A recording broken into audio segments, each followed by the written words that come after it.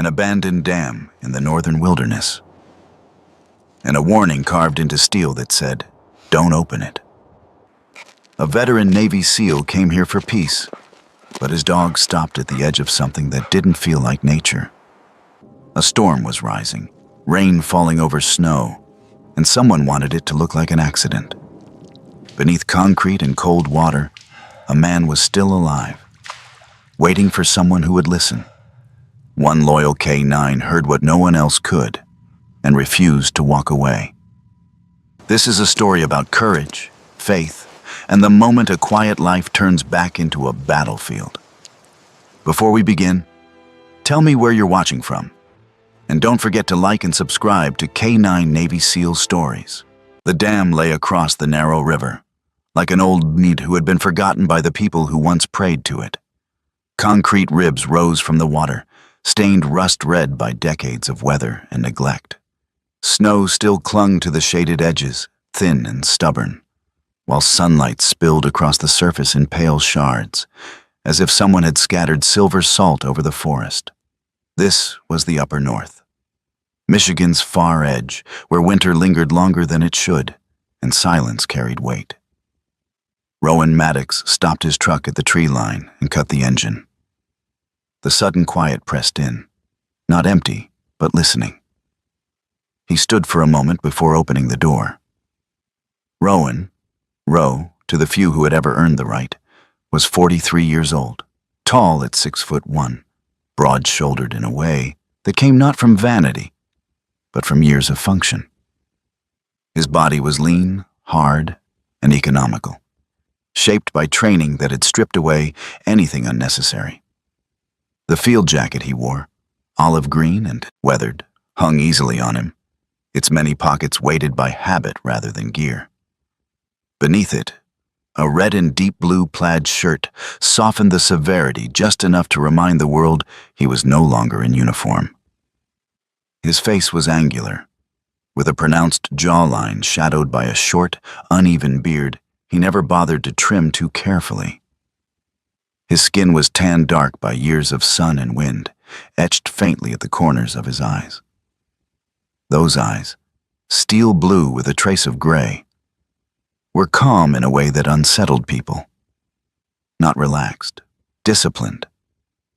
His hair was cut short, military neat, dark brown with early silver creeping into the temples. He wore no wedding ring. On his wrist sat an old military watch, scratched but precise. On his hip, a folding knife. On his back, an Eberly stock half-track pack. Overkill for a quiet retreat, perhaps. But Rowan did not believe in pretending he was someone else. He opened the passenger door. Sable stepped down without being told. The German Shepherd moved with a balance that bordered on grace.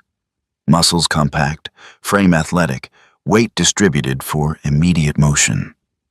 His coat was a dense black and gold, short and healthy, catching the light in sharp contrast. He stood tall for his breed, ears erect, tail still.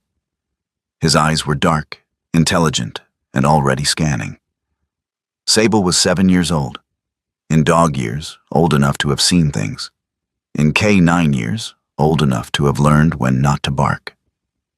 Rowan rested a hand briefly on the dog's shoulder, a touch more grounding for himself than for the animal, then closed the truck door. They walked toward the dam together. The air smelled of pine and cold water. Rowan slowed near the concrete slope, listening. Wind threaded through the trees, but there was something else beneath it.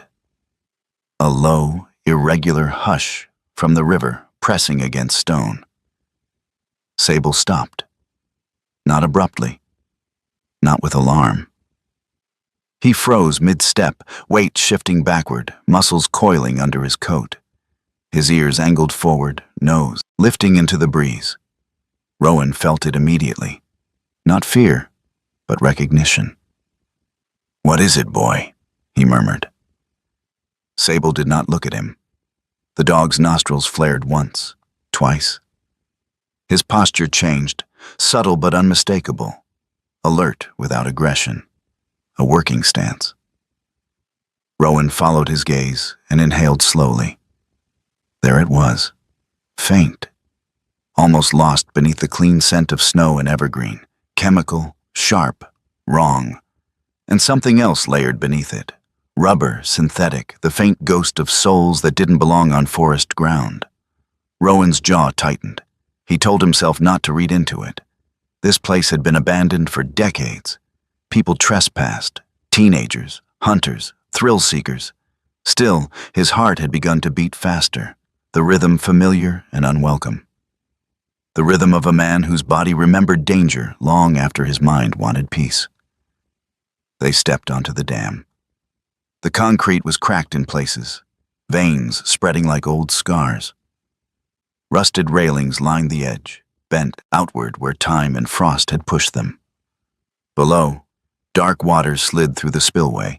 Patient and indifferent, Rowan moved slowly, scanning, listening. Sable paced ahead, then back, tracing short arcs as if mapping invisible lines. Near the base of the old control shack, Rowan noticed something out of place. A metal sign lay half buried in snow and leaves. He crouched, brushing it clear. The sign was old, warning yellow once, now dulled to the color of bone. The front bore faded lettering about restricted access. But it was the back that caught his breath. Someone had scratched words into the metal with deliberate force. Don't open it. The letters were uneven, deep in some places, shallow in others. Old scratches, weathered but unmistakable. Not graffiti. A message. Rowan stood slowly, the sign heavy in his hands. "Who are you?" he muttered, not expecting an answer.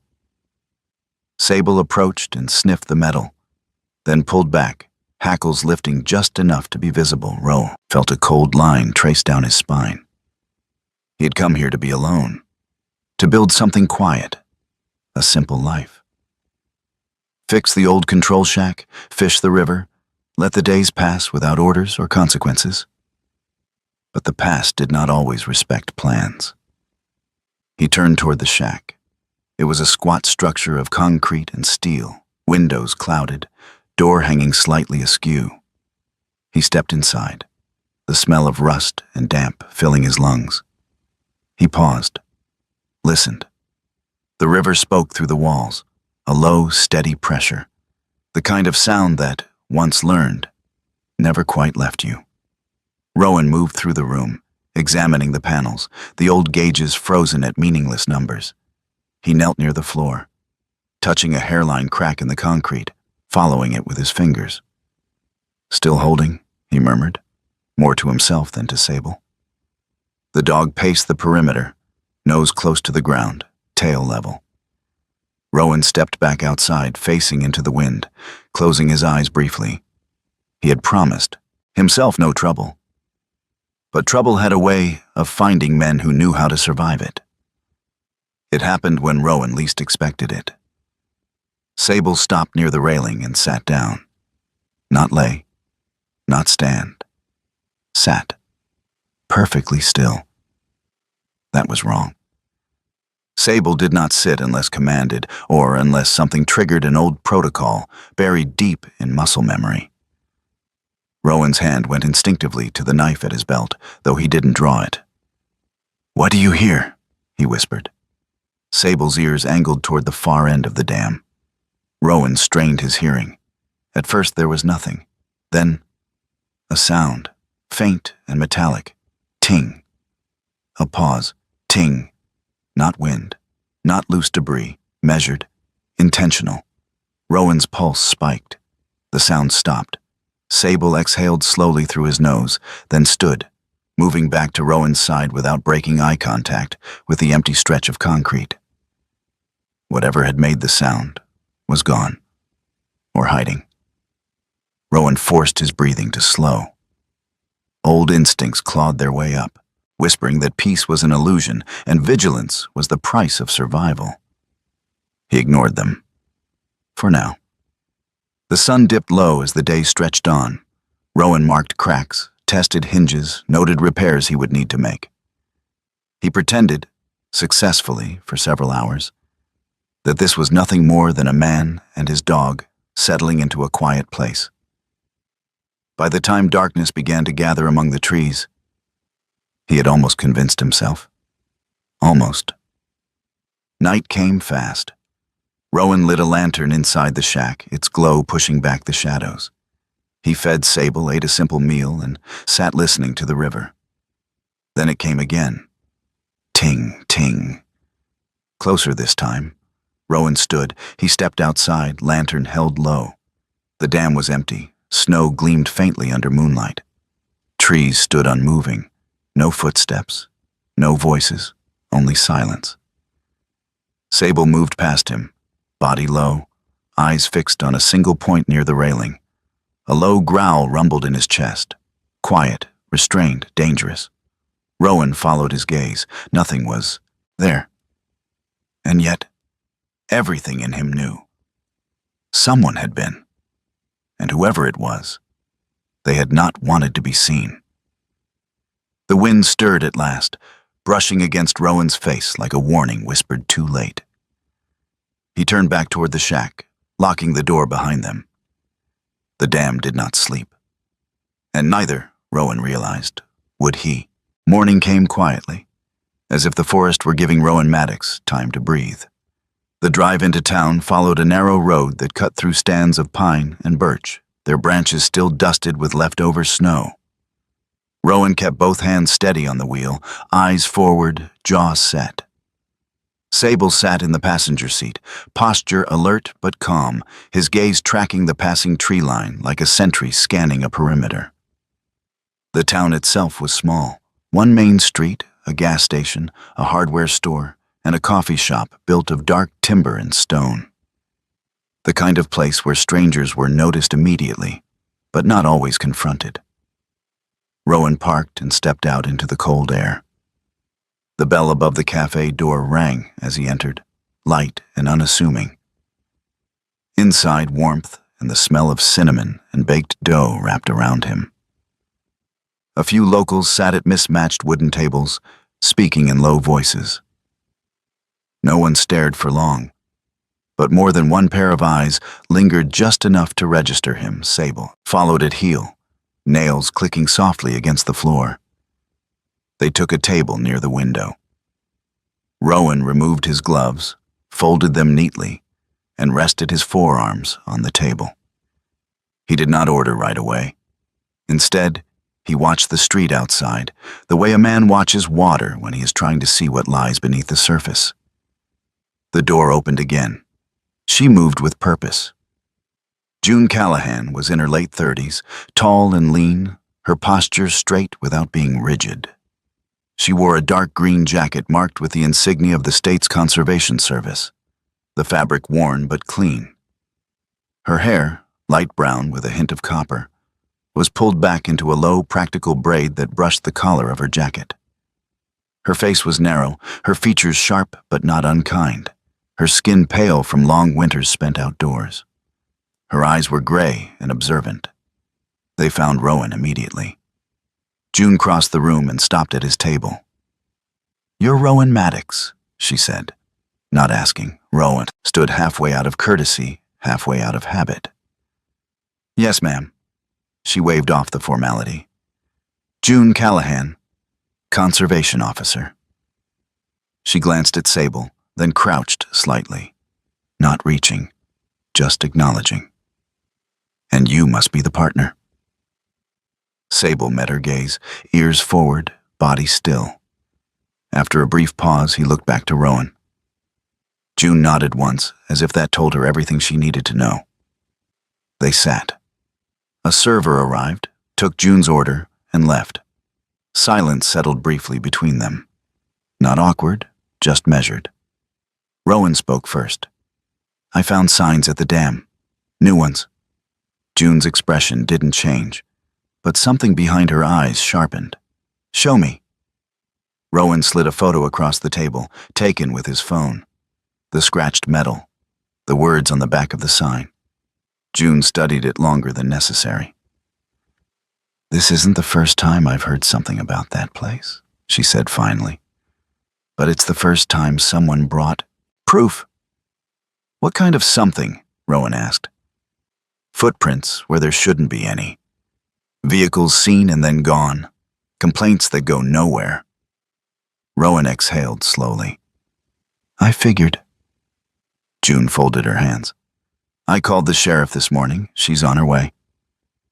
As if summoned, the doorbell rang again. Deputy Sheriff Marla Vance entered with the kind of presence that came from years of being underestimated and learning to outlast it. She was in her mid-40s, average height, with a sturdy build and squared shoulders. Her dark hair was cut just short enough to stay out of her eyes, streaked faintly with gray. Her face was broad, her mouth set in a line that suggested patience had limits. She wore her uniform like armor, not polished, but dependable. Marla approached the table and nodded to June, then to Rowan. Her eyes flicked briefly to Sable, assessing.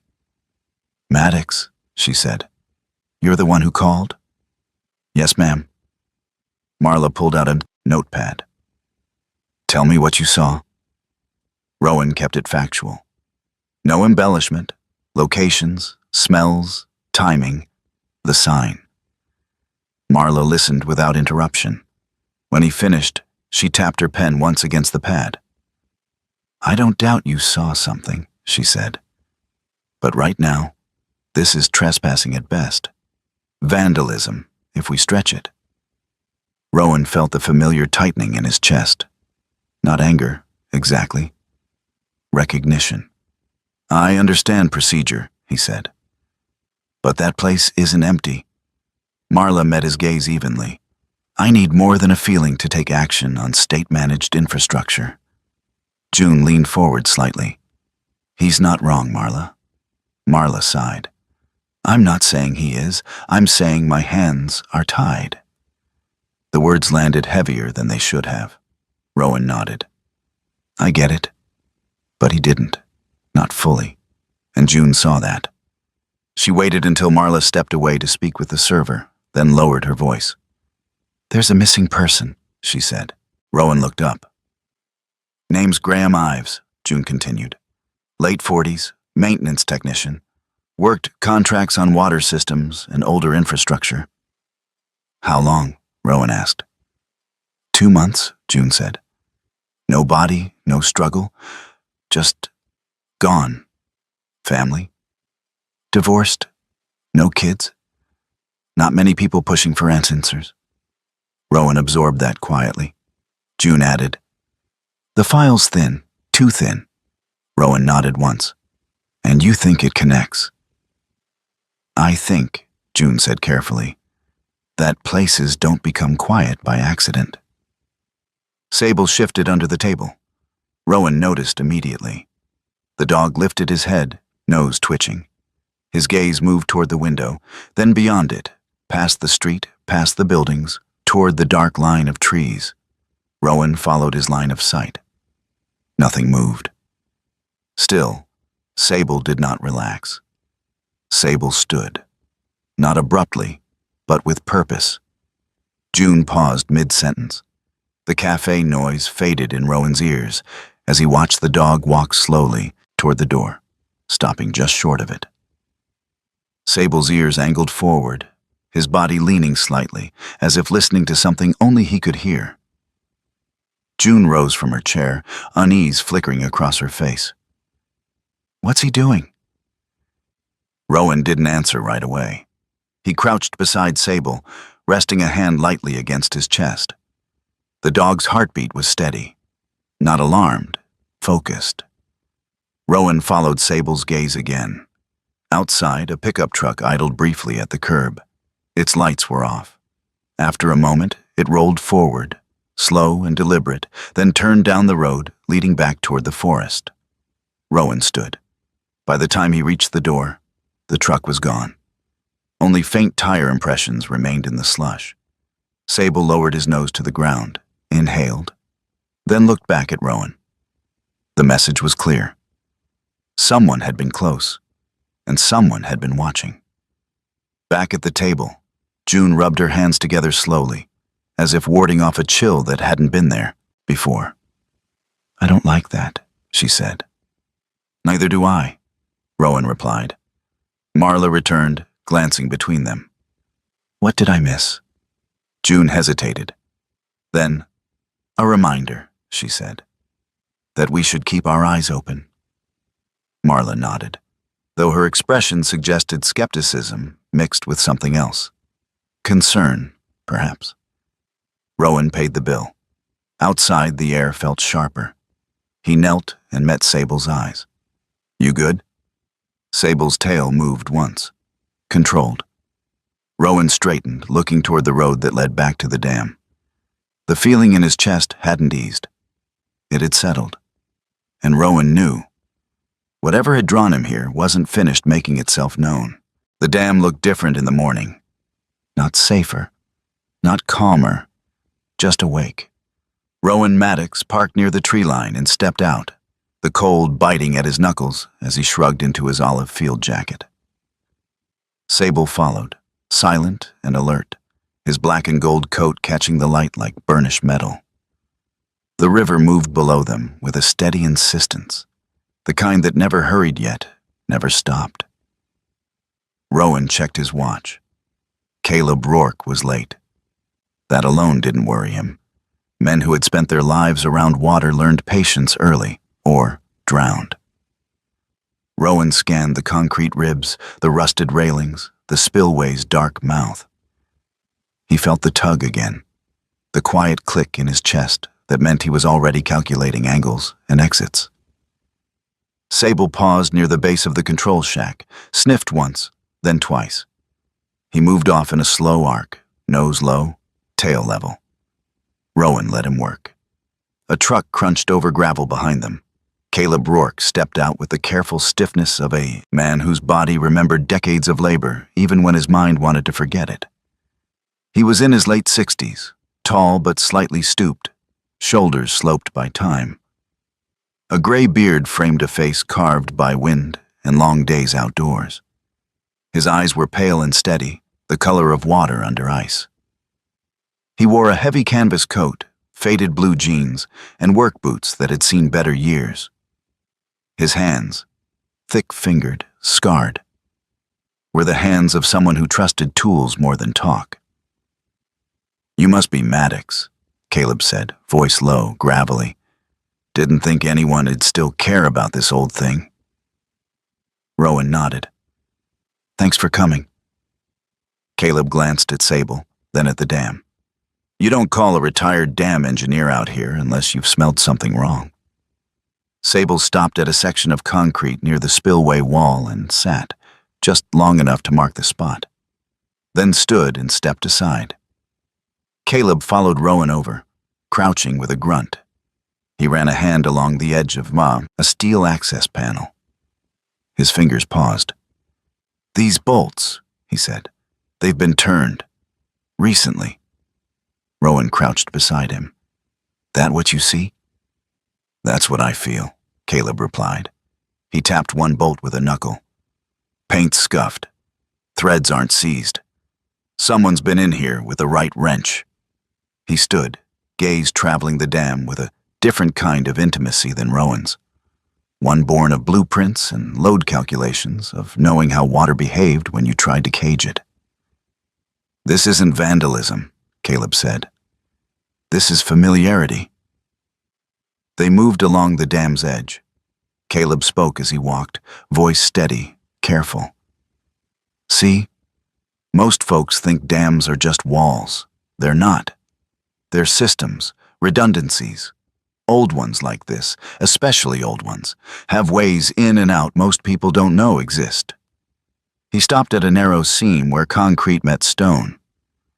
Auxiliary discharge, he said, built to bleed pressure during unusual conditions. Rowan's jaw tightened. Unusual, like rain on snow, Caleb finished. Warm rain over frozen ground.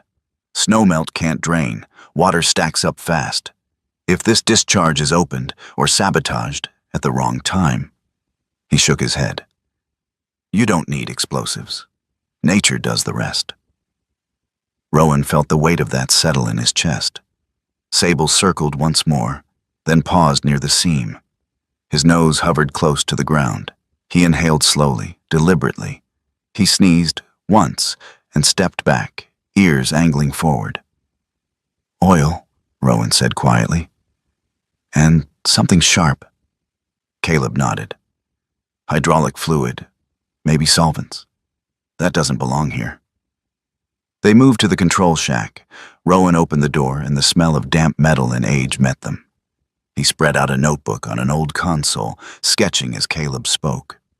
Lines, angles, arrows marking flow and pressure. The act steadied him, gave his hands something to do. June Callahan arrived mid-morning, her green jacket dusted with snow, braid tucked neatly behind her collar. She listened without interrupting, eyes tracking the sketch, the dam beyond the window, Sable's quiet pacing. "Legally," she said when Caleb finished, "we can't open that panel without authorization." "I know," Rowan said. June studied him.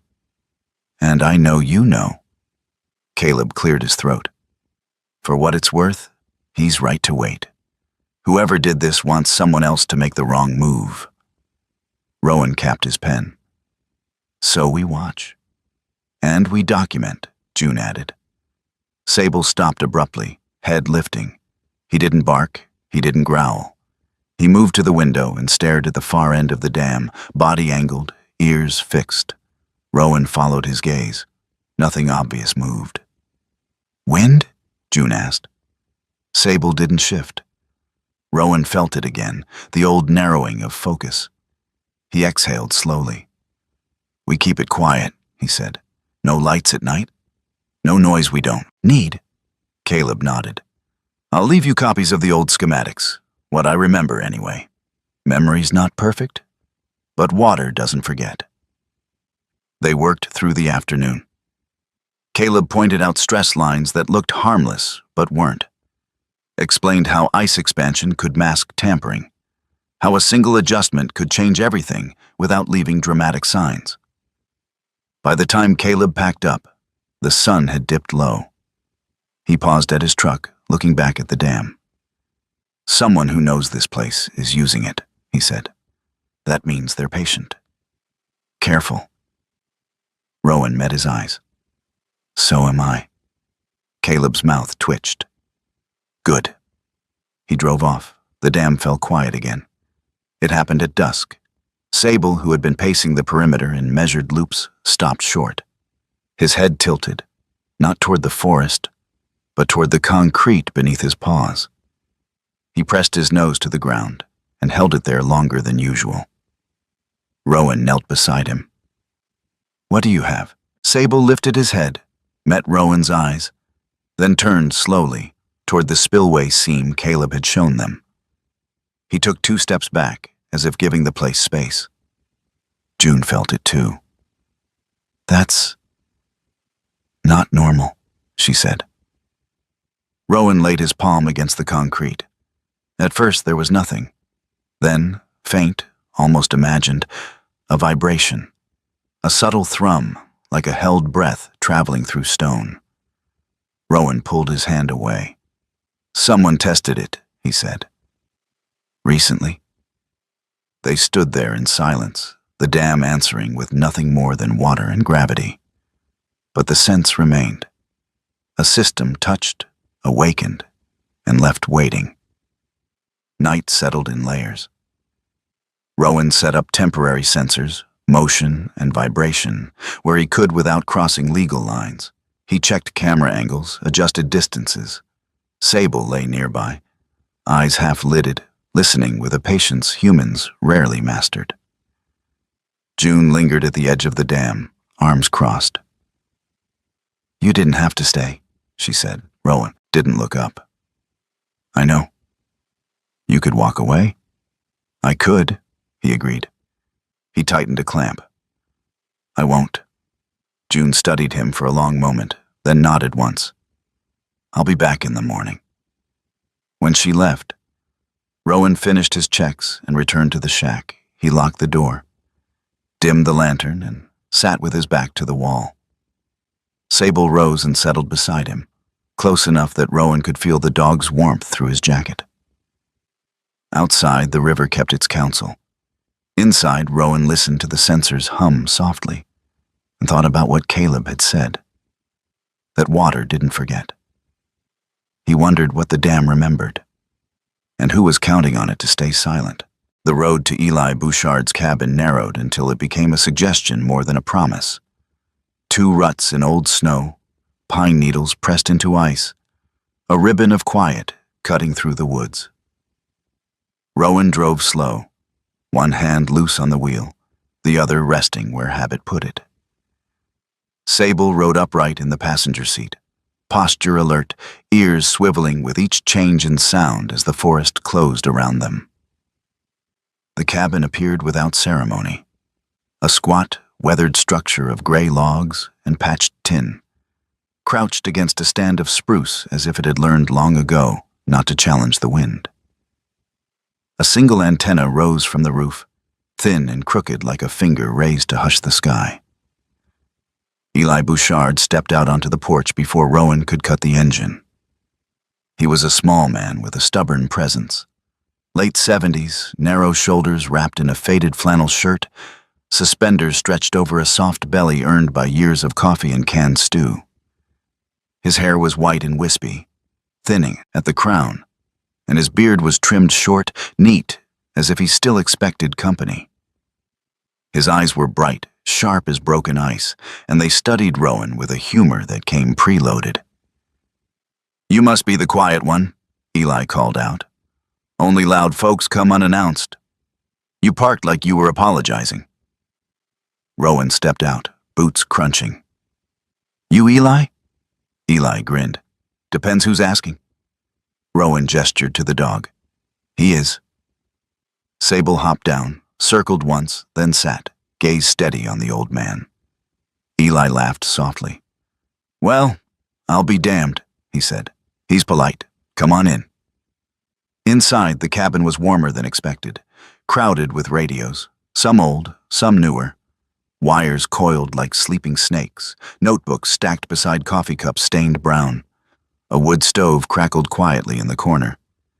The air smelled of pine resin and hot metal. Eli motioned Rowan to a chair and crouched, careful and slow, near Sable. He didn't reach out. He waited. "7?" Eli guessed, nodding toward the dog. Rowan blinked. "Yes." "I say it," Eli said. "Seen enough to know when not to talk." Sable flicked an ear, then looked away. Rowan set the steel box on the table. The lid bore fresh scratches. The edges were too clean for anything abandoned. He popped it open. Inside sat the repeater, compact, modern, wired with care. The lithium battery still held charge. The insulation smelled faintly of plastic, new enough to remember the factory. Eli leaned in, the humor draining from his face. "That's not hobby work," he said. "That's someone who knows how to hide a voice." Rowan nodded. "Can you tell what it's saying?" Eli straightened and shuffled to a radio console, fingers moving with practiced ease. He connected a cable, adjusted a dial, then another. The room filled with a low hiss, then a rhythmic chirp, short bursts, evenly spaced. Eli listened, eyes half closed. "Not chatter," he said. "Status pings. Open. Closed. Clear. Not clear." He glanced up. They're not talking to each other.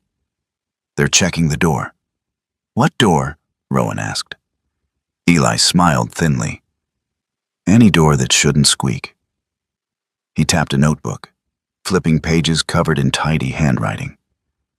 "They rotate frequencies, daily, maybe twice. That's discipline. You don't do that unless you're avoiding someone who listens." Rowan exhaled. "Law enforcement?" "Maybe," Eli said. "Maybe anyone." Sable shifted as the repeater chirped again.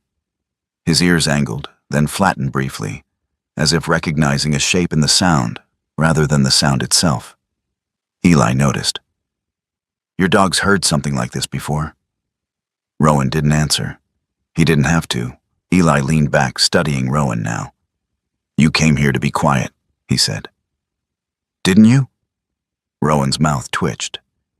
"That obvious?" "Quiet is expensive," Eli said. "Costs attention.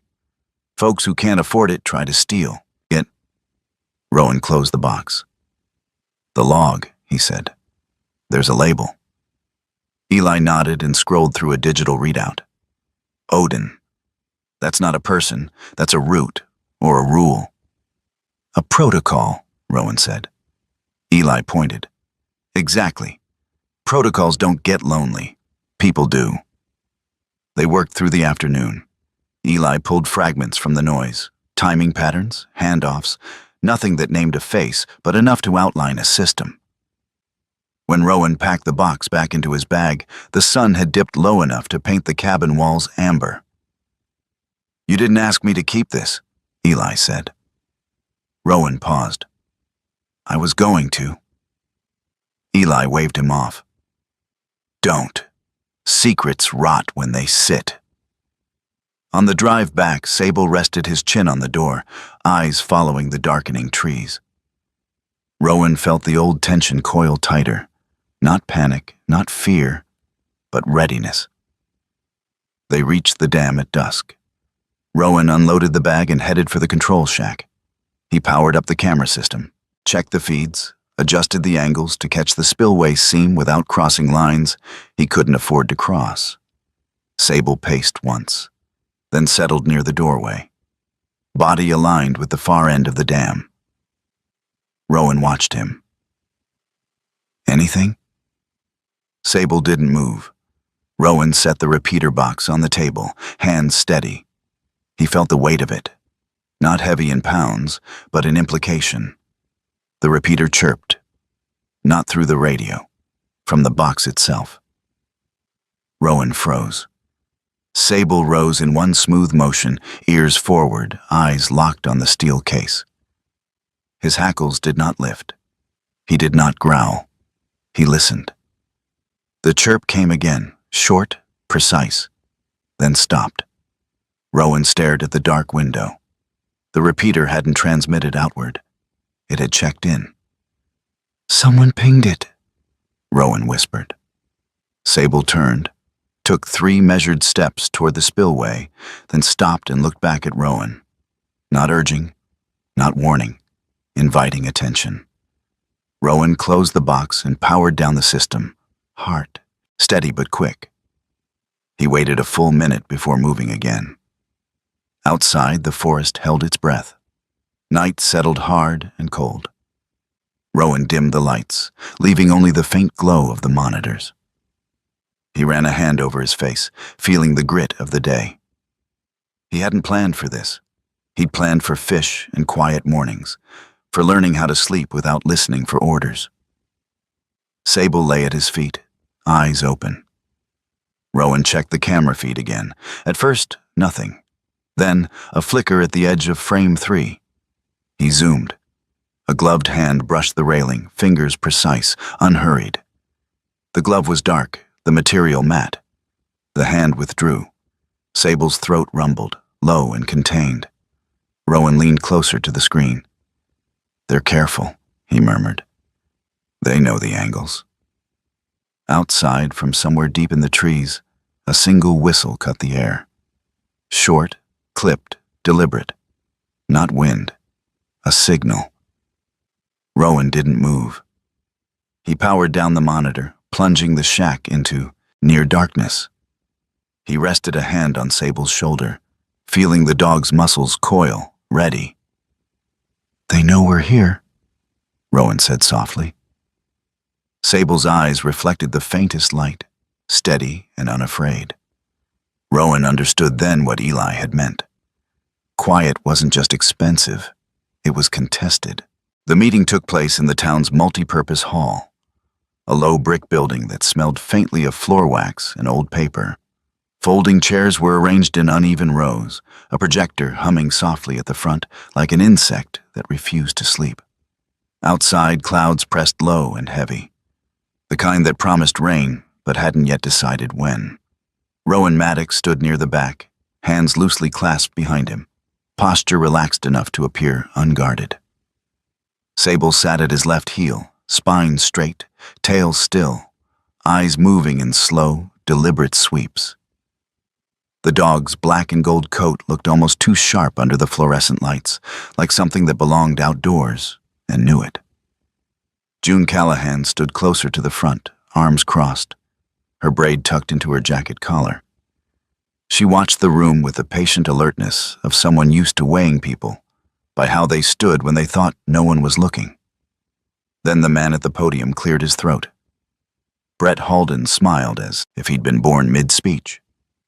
He was in his early 40s, tall and lean, wearing a tailored charcoal jacket that didn't quite belong to the town. His hair was sandy blonde, combed back neatly, with a faint widow's peak that gave his face a permanent look of confidence. His jawline was clean, his cheeks smooth. No beard, no stubble, no softness. His skin carried the even tone of someone who spent time under lights rather than weather. He spoke with practiced warmth. "Thank you for coming," Brett said, voice smooth and steady. "I know change can feel disruptive. Our goal is to honor what this place already is." Rowan watched his mouth more than his words. Brett clicked to the next slide. Renderings of a resort nestled among trees, glass walls reflecting water and sky. Words like sustainable, eco-conscious, community partnership appeared in clean fonts. Sable shifted. Not much. Just enough. Rowan felt it before he saw it. The slight tension ripple through the dog's shoulders, the half-step back as Brett moved closer to the edge of the stage. Sable's ears angled, then flattened briefly, his gaze locking on Brett's shoes. Rowan looked down. The shoes were expensive leather, polished to a dull shine. They did not belong to a man who walked through forests. Sable leaned subtly away, nostrils flaring once, twice. Chemical. Not strong, but present. Brett's eyes flicked briefly toward Rowan, then back to the room. "Our proposal includes restoring the old dam area," Brett continued, "turning a forgotten structure into something that serves people again." Rowan's jaw tightened. Serve. The word tasted wrong. When the presentation ended, applause scattered politely. People stood, murmuring, forming loose clusters. Brett stepped away from the podium, greeting hands, answering questions with a patience that felt rehearsed. He reached Rowan. "Mr. Maddox," Brett said, extending a hand. Rowan did not take it right away. "Yes," Rowan replied evenly. Brett's smile didn't falter. "Brett Halden. I represent North Line Green Development." Rowan shook his hand once, firm, brief. Brett's grip was strong but careful, calibrated. "Interesting place you've chosen," Brett said, glancing toward Sable. "Not many people seek solitude anymore." Rowan met his eyes. "Some of us don't need much." Brett chuckled softly. "I heard you're former Navy SEAL." The word slid out casually, like an afterthought. Rowan felt the old reflex stir, shoulders squaring, mind narrowing. "Was," he said. Brett nodded. SEAL, living quietly in the woods. "That's interesting." The pause afterward was deliberate. A hook, Rowan let it pass. "You seem well informed?" Brett smiled wider. "Due diligence?" Sable shifted again, this time placing his body half a step closer to Rowan's leg, eyes never leaving Brett's shoes. June appeared beside them, her presence cool and grounding. "Brett," she said, "you mentioned environmental assessments." "Of course," Brett replied. "We're committed to transparency." June held his gaze. "Then you won't mind if state investigators review any data collected so far." Brett's smile thinned for a fraction of a second. So quick it could have been imagined. "Not at all," he said. "Once everything's properly documented." Rowan caught the emphasis. As Brett moved on, Rowan crouched beside Sable, resting a hand on the dog's chest. The heartbeat beneath was steady, controlled. "You good?" Rowan murmured. Sable's tail moved once. Controlled. Rowan straightened and scanned the room. That was when he saw her. Naomi Kerr stood near the back wall, arms folded, observing without participating. She was in her early 40s, average height, with a slim, athletic build. Her black hair was pulled into a tight bun at the nape of her neck, and her face held a composed severity. High cheekbones, dark eyes that missed. Nothing. She wore a navy jacket with a subtle state insignia, practical slacks, and boots built for walking long distances without complaint. She did not smile. June approached her quietly. "Agent Kerr," June said. "This is Rowan Maddox." Naomi studied Rowan with professional detachment. "You're the one who brought in the water sample?" "Yes," Rowan said. Naomi nodded once. "I'll need another. Collected properly. Chain of custody intact." June frowned. "The storm's coming." Naomi's expression didn't soften. "Data doesn't care about weather. Courts do." Rowan understood that tone, the voice of someone who had learned not to let urgency compromise accuracy. "Tell me what you need," he said. Naomi met his eyes. "Time and patience." Neither came easily to Rowan. They left the hall as the first drops of rain darkened the pavement. Outside, the air had changed. Warmer, heavier. Rain-on-snow weather. Rowan felt it in his knees, in the way the clouds hung low and pressed down. They drove back toward the dam together, Rowan in front, June and Naomi following. Sable rode alert, eyes tracking the road edges where snow melted into slush. At the dam, Rowan parked and stepped out, boots sinking slightly into wet ground. The river below sounded louder now, fuller. Naomi walked the perimeter with measured steps, noting runoff patterns, taking photos, recording observations. June stayed close, answering questions, pointing out landmarks. Rowan moved with Sable, giving the dog space to work. That was when it happened. Sable stopped short. He sniffed once, twice, then hesitated.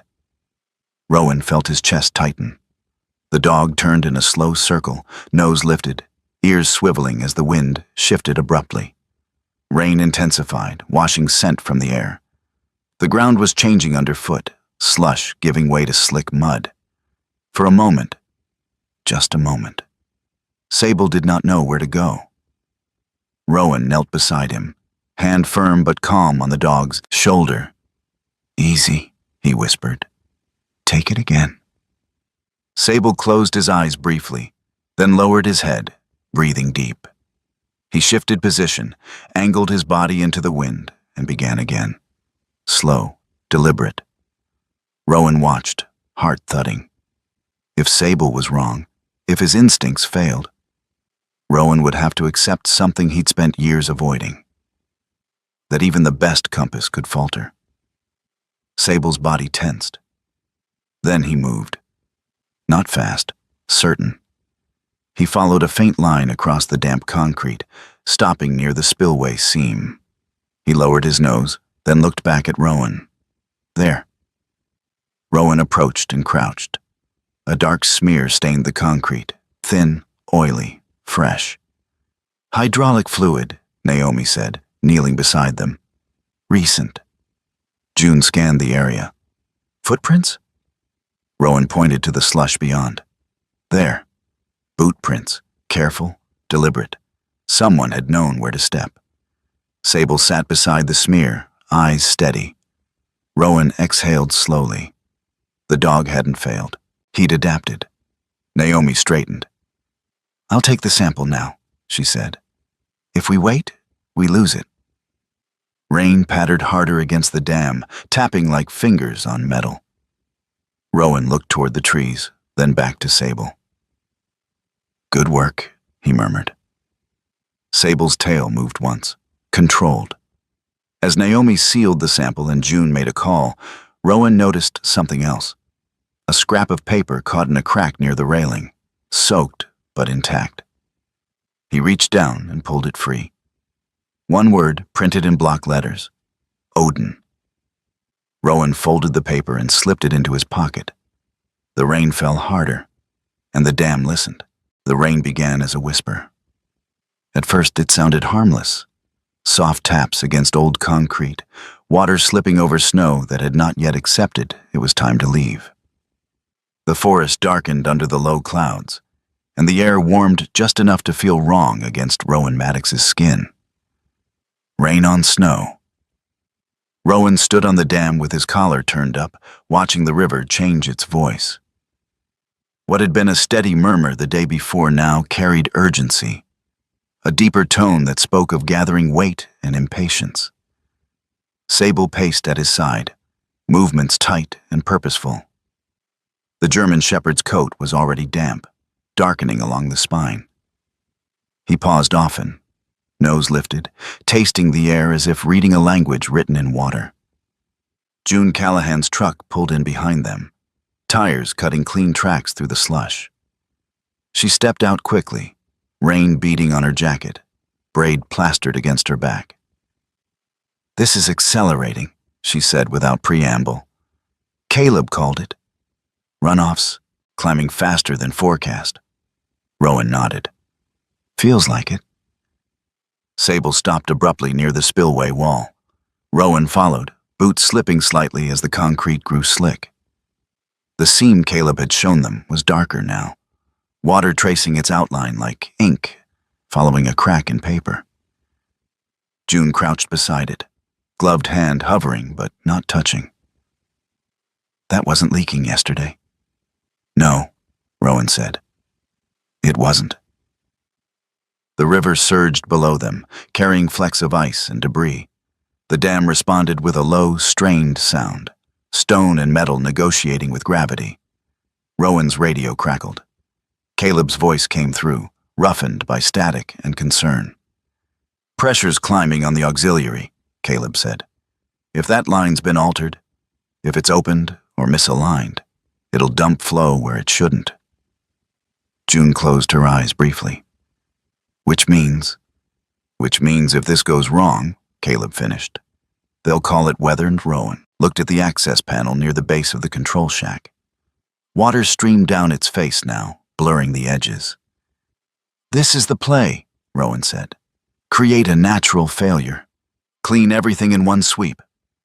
June stood, rain streaking down her face. "Legally, we're still not cleared to open that panel." Rowan met her gaze. "If it fails, there won't be anything left to clear." June's jaw tightened. Sable let out a short, sharp bark, rare, clipped, urgent. He moved to the panel and planted himself there, paws braced wide, body tense. Rowan felt the decision lock into place. "I'm going in," he said. June shook her head. "Rowan, I'll adjust the mechanism, just enough to stabilize flow. No tampering beyond that." "You don't have authorization." "I have a river about to break its teeth," Rowan replied. The rain intensified, drumming harder now, blurring the line between sky and ground. June keyed her radio.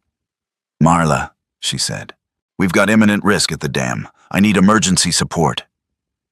Rowan grabbed his flashlight and knelt at the panel. He worked fast, hands steady despite the cold. The bolts resisted, then gave. The door creaked open. Darkness breathed out. "Rowan," June said softly. "Be careful."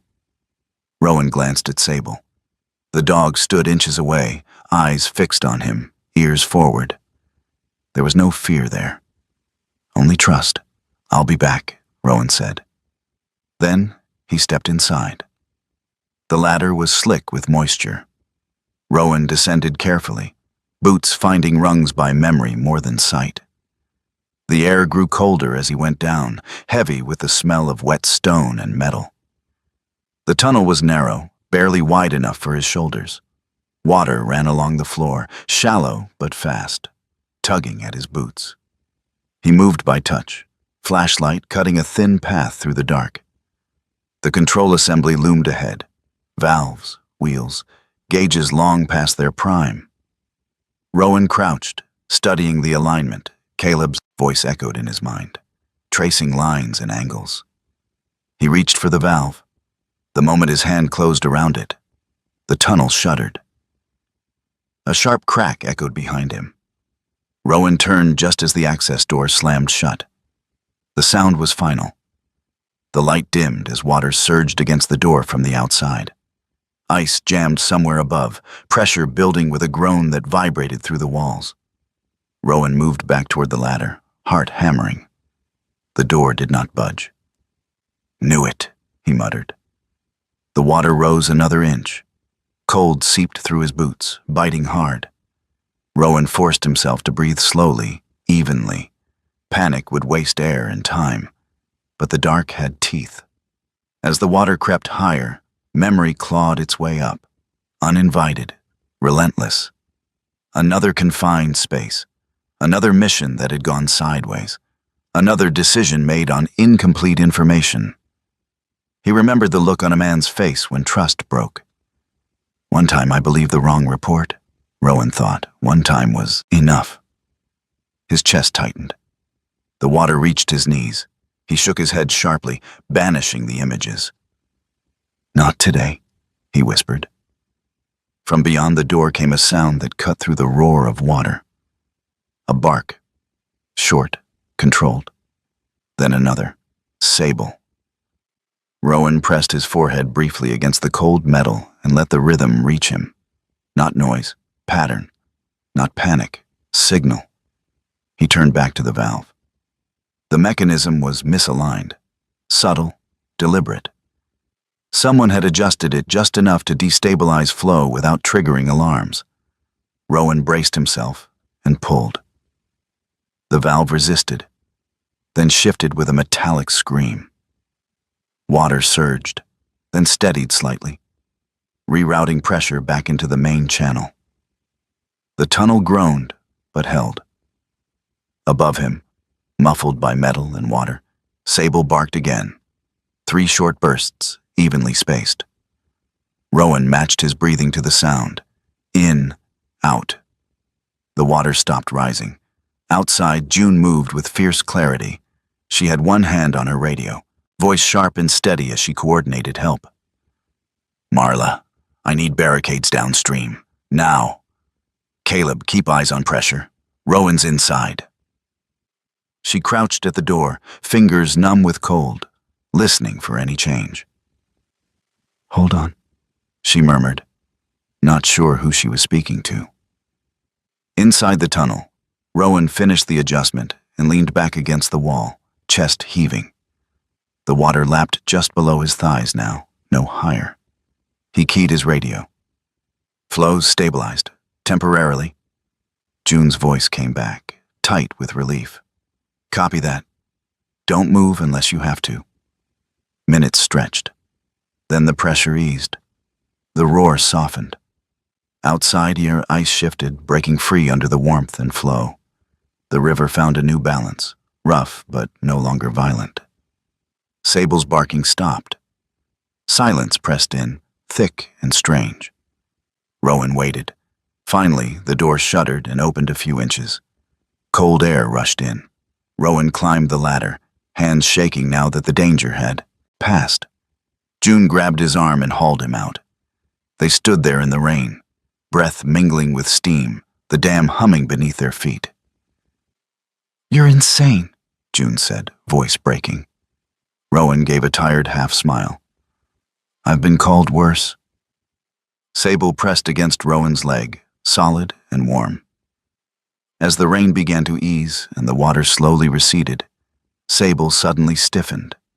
He moved away from Rowan and began to paw at a section of wall near the base of the spillway. One Caleb hadn't mentioned. His claws scraped against stone. June turned. "What is it, boy?" Sable barked once, sharp, then pressed his nose into a narrow crack partly concealed by debris. Rowan crouched beside him and shone his light inside. Darkness stared back, then a sound. A hoarse whisper, scraped raw by thirst and fear. "Don't open it." Rowan's breath caught. He met June's eyes. Whatever this was, it wasn't weather. And it wasn't over. They worked slowly. After what the dam had already taken from them, no one rushed the stone. Rowan knelt beside Sable, fingers brushing the dog's wet fur as he steadied his breath. The rain had softened into a thin drizzle, more mist than storm now, and the river below had lost its fury. What remained was the sound of water finding its level again, reluctant, tired. Sable stood rigid at the narrow opening he had uncovered, nose pressed to the crack, body angled protectively, as if guarding something fragile on the other side. "Easy," Rowan murmured. "I've got you." June held the flashlight while Rowan pried away loose debris, every movement careful, deliberate. The opening widened just enough for light to spill through, and with it, the smell of damp stone mixed with something human. Sweat, fear, stale breath. A shape shifted in the darkness. Rowan froze. "Sir," he said quietly, voice low and steady. "You're not alone. We're here to help." For a long moment, there was nothing. Then a hand appeared. It was skeletal, fingers trembling, skin cracked and gray with cold. The hand clutched the edge of the opening, as if afraid the light might vanish if it let go. Rowan felt something break loose in his chest. They widened the opening another inch, then another. Enough. June shone the light inside. The man crouched against the stone wall like a shadow that had forgotten how to stand. His hair was dark but matted with gray at the temples, his beard untrimmed, patchy. His clothes, once workwear, hung loose on him, soaked and stiff with grime. His eyes were open, startlingly so, but sunken deep into his skull. He blinked against the light. "Water," he rasped. Rowan reached into his pack and handed June a bottle. She poured a small amount into the man's mouth, slow and controlled. "What's your name?" Rowan asked. The man swallowed with difficulty. "Graham," he whispered. "Graham Ives." June's breath caught. Rowan closed his eyes for a fraction of a second. They lifted Graham carefully, supporting his weight as they guided him out of the cavity. He winced with every movement, muscles trembling from disuse. When he finally sat on the concrete, wrapped in a blanket, his head dropped forward like it was too heavy to hold. Sable stepped closer, not intruding, just present. Graham's eyes lifted, focusing slowly on the dog. A faint sound escaped his throat. Not quite a laugh, not quite a sob. "You waited," he said hoarsely. "Didn't you?" Sable sat in front of him, ears forward, eyes calm. Rowan crouched beside Graham. "How long?" Graham swallowed. "Long enough to forget the sound of my own voice." "What happened?" June asked gently. Graham's hands clenched in the blanket. "I was doing maintenance. They said it was routine. Just to check. Then they showed me what they were hiding." He paused, breath shuddering. "I locked it," Graham continued. "I locked the auxiliary route. Thought, if no one could open it, maybe it would stop them." Rowan felt the pieces align. "They came back," Graham said, "made me open it. Told me if I didn't, the river would take someone else. Told me accidents happen." He looked up, eyes glassy but fierce. I scratched the warning, on the sign. It was the only thing I could leave behind. Rowan nodded slowly. "Don't open it." Not vandalism, a confession, a plea. As Graham spoke, Sable suddenly turned his head, not toward the forest, toward the dam itself. His ears angled sharply, body tense, but not alarmed, listening. Rowan followed his gaze, heart tightening.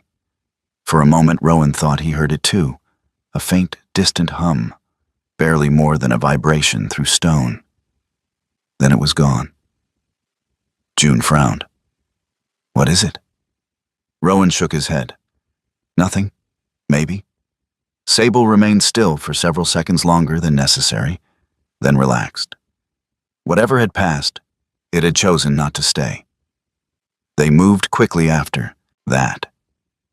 An ambulance arrived, lights muted against the wet air. Graham was lifted carefully, his eyes never leaving Rowan until the doors closed. Thank you, Graham said once, voice steadier now. For not walking away. Rowan nodded. Someone stayed for me once. June watched the ambulance disappear down the road, rain streaking her face like unshed tears. You did the right thing, she said. Rowan didn't answer right away. He walked back to the control shack, shoulders heavy, and opened the door. The place looked different now, not because anything had changed, but because it had been claimed. Naomi Kerr arrived before dawn.